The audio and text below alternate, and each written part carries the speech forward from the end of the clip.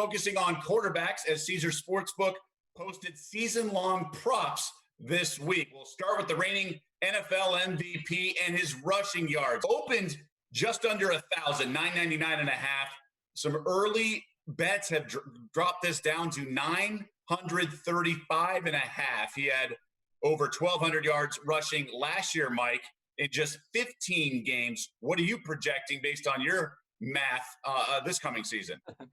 Well, look, I already like the under. I like the under still, even with the drop. I'm at 904 projected rushing yards for Jackson this season. And look, I know he's in a class of his own in terms of rushing the football, but I did look back at the 6 previous instances in which a quarterback ran for over 800 yards in a season.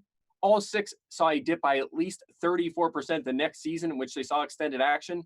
None of those guys, Doug, were above 443 yards. It's a massive drop from the previous season and from what this line is for Lamar Jackson. Also, an exact quote from Lamar Jackson last month: "I don't think I'll be running a lot." They expect to distribute more of the carries to J.K. Dobbins, who they just drafted. Mark Ingram, Gus Edwards is there. They have other options. And consider this: last season, only 41 of his 176 carries were scrambles. So if some of those design runs don't go to him, they go to running backs. That's going to have a huge impact on his rushing yardage total. And by the way, I didn't even mention the possibility of injury. That's another reason to like the under here. Consider last season, projected full-time starting quarterbacks averaged 13.1 games played. It's a real variable we have to consider here. I'm going under.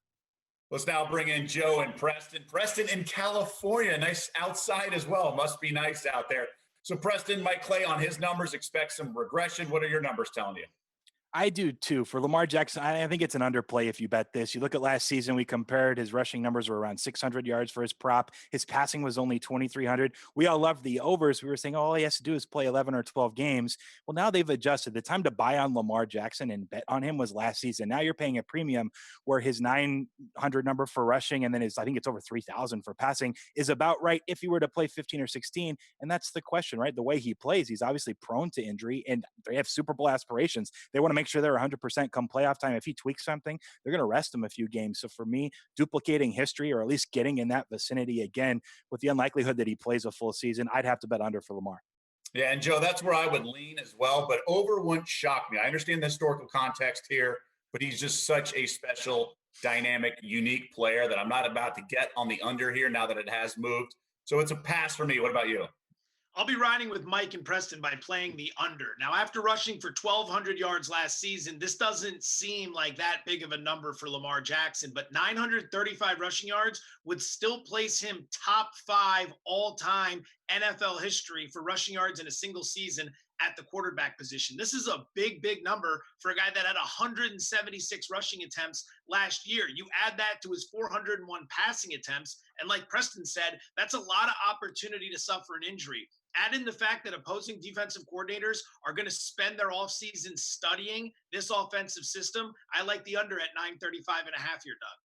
Now we check in on another former MVP, but this one in his new digs. Tom Brady in Tampa, prop of 4,099.5. This one has also come down a little bit for Brady. Now, Mike, very intriguing situation here, given what happened in New England and with Jameis Winston and all the numbers he put up, but it's a new guy. Where do you sit with this one? I like the over here. The line just under 4,100 yards. I'm at 4,417, Doug, so I'm way over on this one, which makes me a little uncomfortable, but there's a lot to like here. Look, he's thrown for 4,100 plus yards, 7 of the past 8 full seasons that he has played. In fact, despite all of the problems he had last year, just missed this at 4,057 yards. Then you look at the offense he's going to, right? 7 of Bruce Arians' past 8 offenses have been pass first. Last season, the Bucs offense ranked 5th in plays and were the 6th pass heaviest offense in the NFL.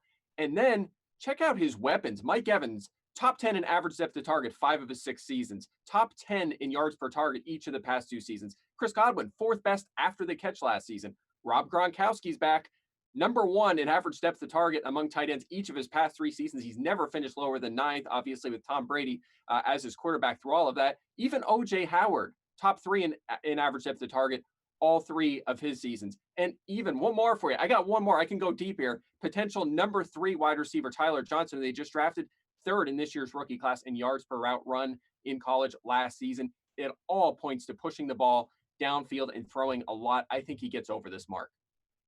So it certainly makes a lot of sense as Joe and Preston rejoin me. But Joe, he's going to be 43 once the season starts. We saw a little arm fatigue at times the last couple of years.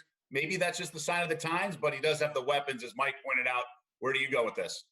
This is a lean to the under. 4,100 passing yards would have put Brady 7th in the NFL last season. So it's not a monumental ask for a 43-year-old quarterback, but it's still a relatively prolific season here, given all things considered. 43-year-old quarterback, no off season, at least not like he's known in the past. New playbook, new head coach. There's a lot at play here for Brady and the Buccaneers. I don't see this being a situation that Tampa Bay faced last year with Jameis Winston, constantly in tight games, high-scoring games, playing from behind. 10 of 16 games last year were within one score going to the fourth quarter. 3 of the 6 that weren't, Tampa was trailing by double digits. Jameis was throwing the ball all over the lot last year. I don't think Brady's going to have to do that. Lean to the under at this number, Doug. Yeah, and I would actually lean over Preston just because I think his receivers were that bad last year in New England. I think Arians is going to design an offense that's real easy. Yes, they're not going to have as many shootouts, especially without the league high 30 interceptions that Jameis Winston had. That's why it's officially a pass for me. What about you? It's fascinating because there are so many variables that go into this one, but I just want to look at the numbers and break it down because this has moved down, and I don't think it's quite worthwhile as it was when it was 4,400, now at 4,100, right? Before, you're looking at if he plays all 16 games, he has to throw for 275 yards per game just to get to 4,400 yards, which he hadn't done anyway since 2017 with the Pats. Now it's more like 256 per game if he were to play all 16, which I think is more fair. But where I keep getting stuck and hung up is that will he even play 16 games outside of the 43 years old part? If they have a playoff position locked up, he's not playing week 17. So that's 15 games there. And I think even more likely than people want to admit right now, the Buccaneers aren't even in the playoff picture near the end of the season. They're not going to play Brady weeks 14 through 17. If they're out of it, they're going to preserve him, make sure they get one more good Brady at quarterback season the following year. So I just don't think it's likely he plays enough games for this to go over the total. Thank you for watching ESPN on YouTube. For more sports, highlights, and analysis, be sure to download the ESPN app. And for live streaming sports and premium content, subscribe to ESPN+.